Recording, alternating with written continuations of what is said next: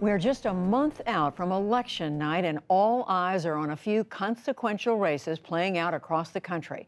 Control of the Senate is on the line this midterm cycle, with 35 seats up for election. Republicans need to net just one seat to regain the majority in the upper chamber.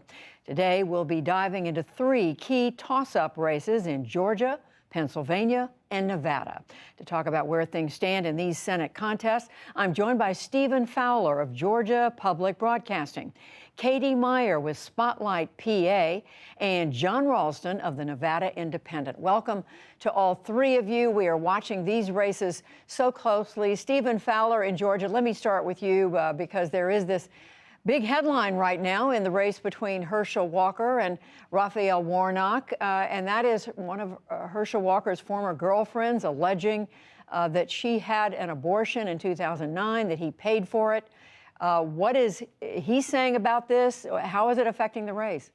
Well, Herschel Walker is categorically denying every allegation that's in there. In fact, he threatened to sue the news outlet, the Daily Beast, that reported this, but no lawsuit has yet been filed. And it really has roiled a race that has within the margin of error for many polls that have come out. There are some on the left, the Democrats, that say it's hypocrisy and it's more examples that Herschel Walker is not equipped to be a U.S. Senator. But many Republicans, by and large, are sticking by Walker. They're saying that it's a smear put out by Democrats and the media, and that Herschel Walker, at the end of the day, is a Republican and would be or could be the 51st seat that they need to have that majority. So they're standing by him in this crucial moment. So that's even though the Daily Beast has provided a receipt.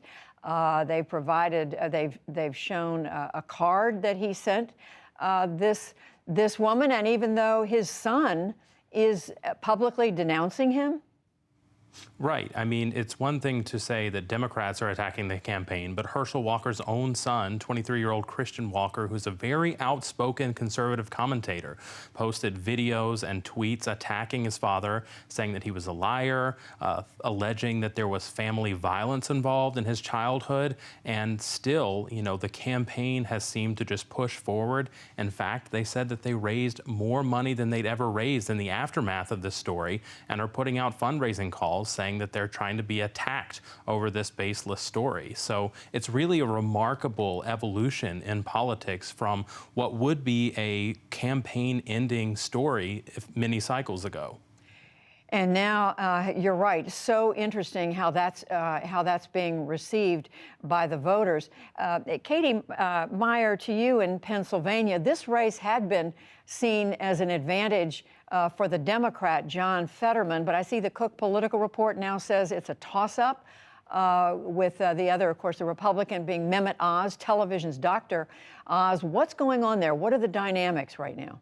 Yeah, so, I mean, this race was always going to be pretty close. It's just sort of the political patterns that we usually see. It's not supposed to be a very good year for Democrats based on what we usually think. You know, the president's party tends to do worse down ballot the year after, in the midterm after he's elected. So with that in mind, Fetterman had outperformed expectations. His polling looked really strong. He did have a stroke right at the beginning of this, general election cycle. And what you've seen now is his favorability ratings going down a little bit as Oz has gotten a lot of support from mainstream Republicans and has begun fundraising and advertising really, really heavily against Fetterman across the state. So what you've seen is a real consolidation of effort to paint Fetterman as, for example, soft on crime. That's been a huge GOP talking point, not just in Pennsylvania.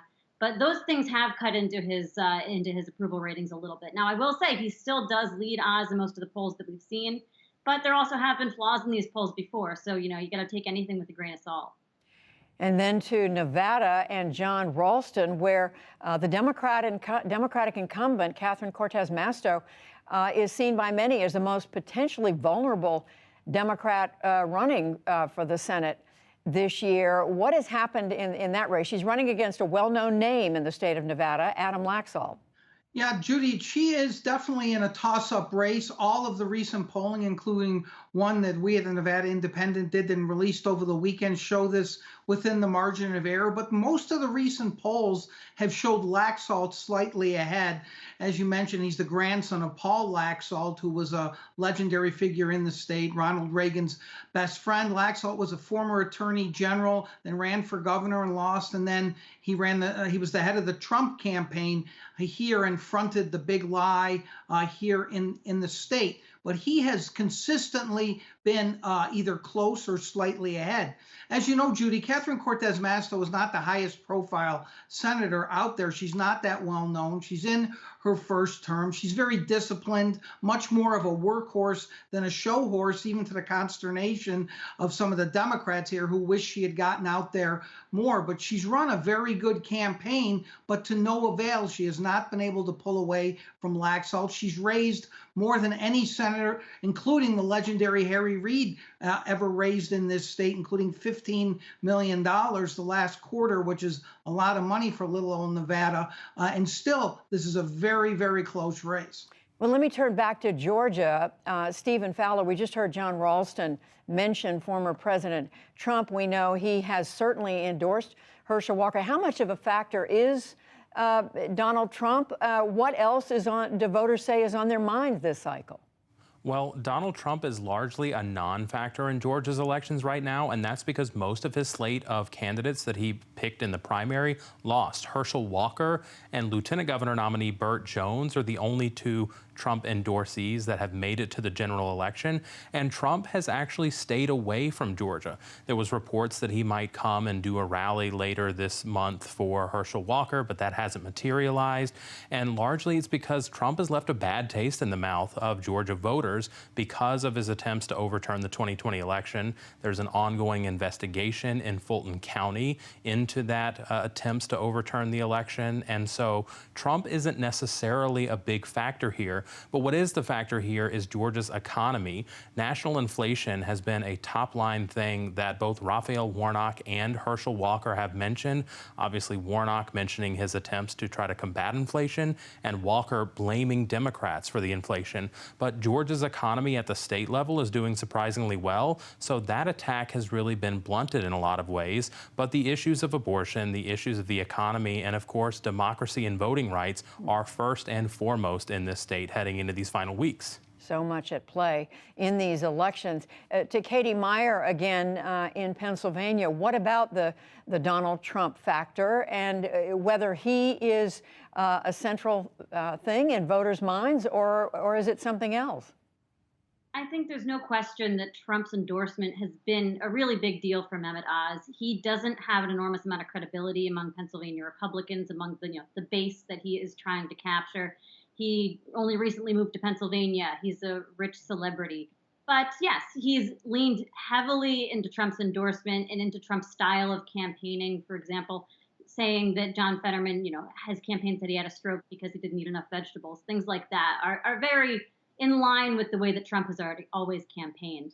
But I'll say, the policy issues have been at the fore of this campaign, but more than that, it has been a campaign of personalities. Oz, this guy from TV who's running more of a campaign geared toward moderates, honestly, and Fetterman, who has just tried to paint Oz as an outsider, somebody who doesn't understand Pennsylvania. So more than anything, it has been about the characters of the two candidates.